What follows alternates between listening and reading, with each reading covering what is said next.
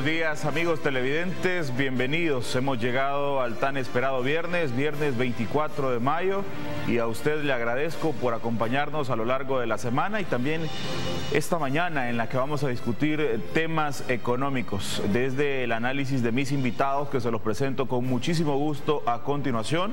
Claudio de Rosa, analista económico, está con nosotros y le doy la más cordial de las bienvenidas. Gracias por estar con nosotros. Buenos días, es un placer estar contigo, Samuel, y por supuesto compartir acá con Salvador Arias y en su casa, por supuesto, señora y señor. En efecto, está con nosotros el doctor Salvador Arias, analista económico también, a quien le doy la más cordial de las bienvenidas. Qué gusto tenerlo con nosotros. Gracias, muy amable por invitarme, estar aquí intercambiando con ustedes. Esperamos poder informar positivamente a la población.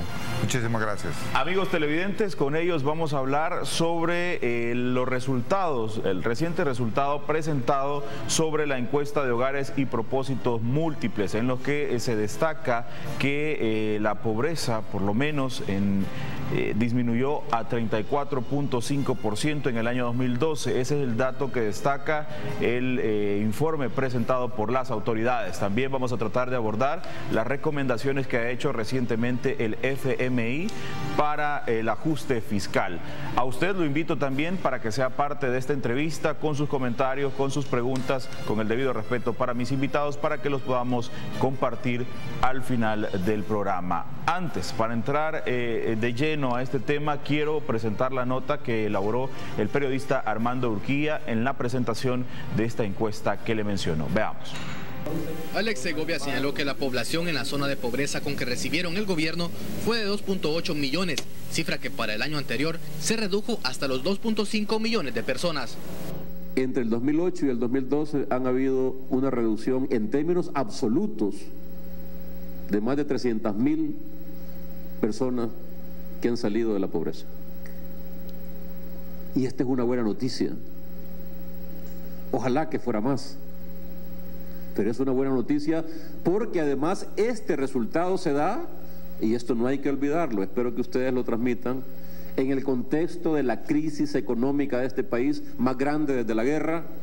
Lo importante es lo que dice el secretario, que ya en el 2012 hemos prácticamente recuperado y hemos mejorado con este indicador de pobreza la situación que se heredó. Según las autoridades, la disminución de la cifra de pobres es una constante en los últimos 4 años. Solo del 2011 al 2012 se pasó del 40.5% al 34.5%.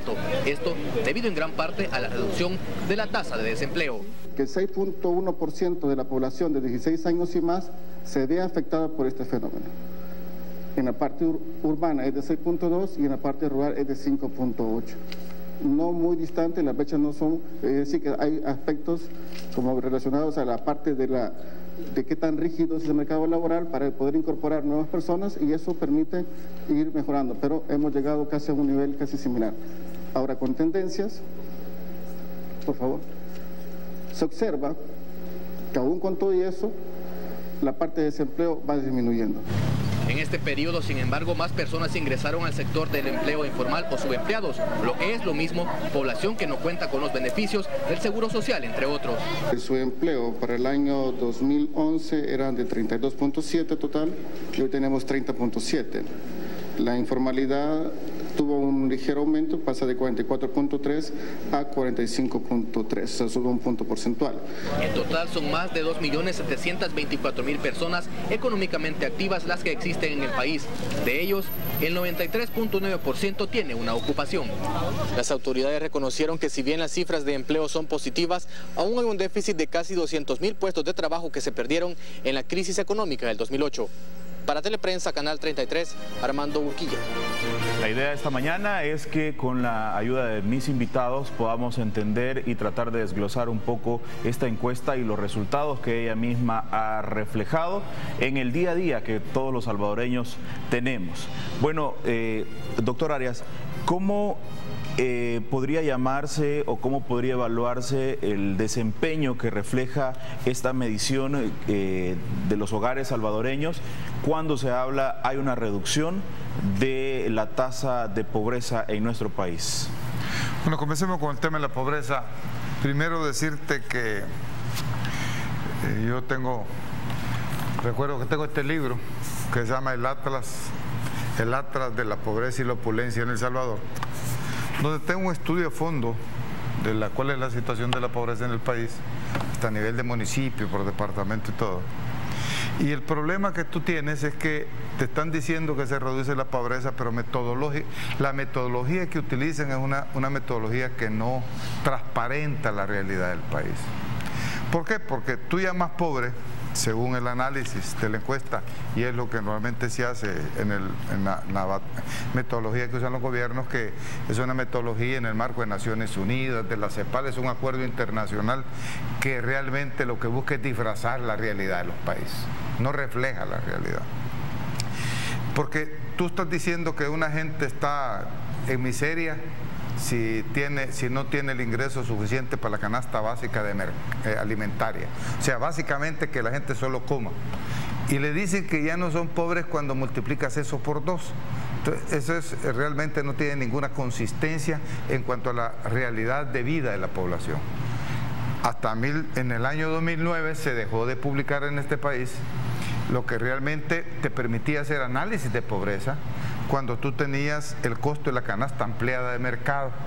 ¿Qué implica la canasta ampliada de mercado? Que además de los alimentos tú tienes el costo de vivienda, el costo de transporte, el costo de salud, el costo, o sea, los costos, la electricidad, el agua. Entonces es el presupuesto básico que una familia necesita para decir que no está en la pobreza.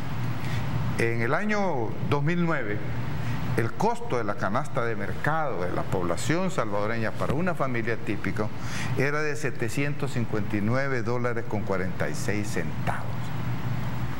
Entonces, todas las personas o familias que tienen un ingreso inferior a eso están en diferentes categorías de pobreza, hasta los que están en la miseria, que no tienen lo mínimo minimorum, como dicen, para comer.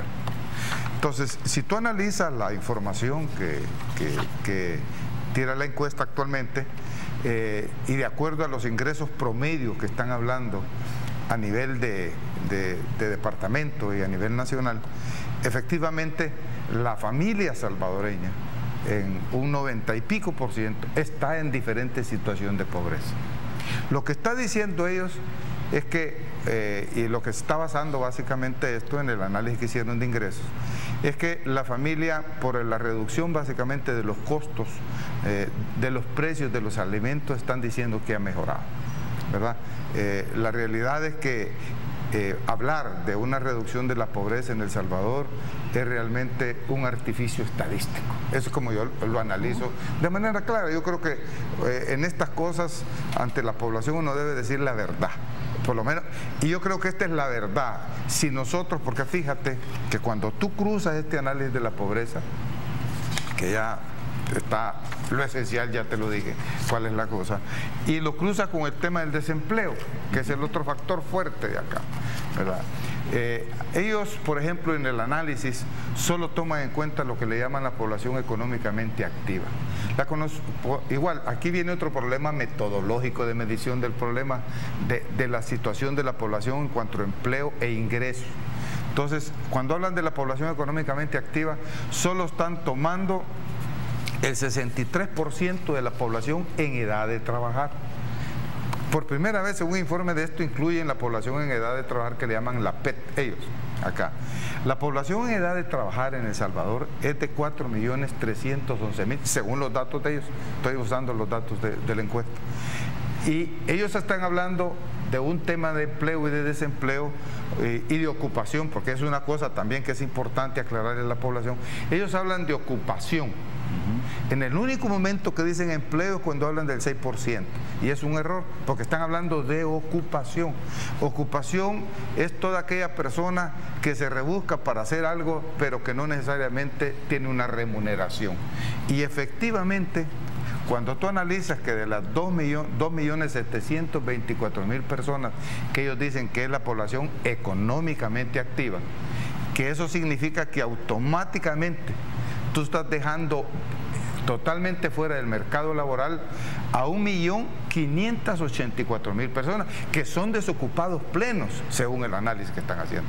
Entonces, si a eso le agregas los desocupados que dicen ellos de 165.000, tú lo que tienes es una desocupación en El Salvador de 1.752.000, que equivale al 42.87% de la población en edad de trabajar. Entonces, hablar de un 6% de desempleo es falso, no es cierto.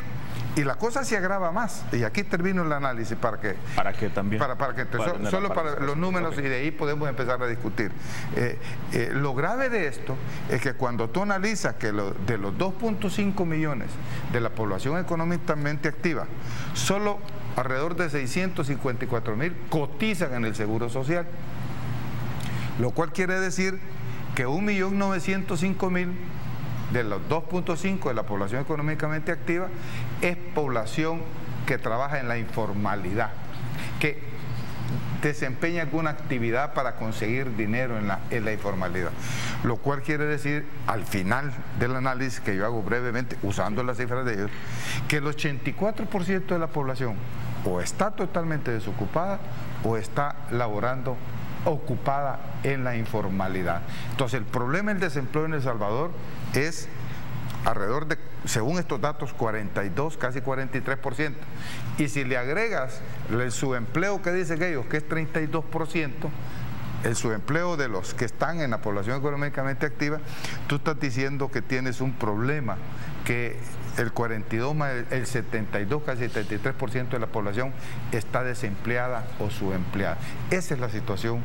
Entonces, eso no cuaja cuando tú hablas de pobreza, que reduce la pobreza, y que dijo el señor Segovia ahí que había aumentado el empleo. Yo no, ¿de dónde? No sé cómo miden eso. En una economía que realmente, si tomo los datos del Banco Central, del presidente del Banco Central, esta economía no ha crecido porque está inflada en relación al PIB en este país. Sobre su posición, sobre la lectura que hace, le voy a pedir que me permita antes el corte comercial para no interrumpirlo y para que pueda también tener el mismo tiempo de participación. Amigos televidentes, vamos a hacer la pausa comercial, no le cambie, le invito a que se quede con Canal 33. Esta mañana estamos analizando la encuesta de propósitos múltiples de los hogares. No le cambie.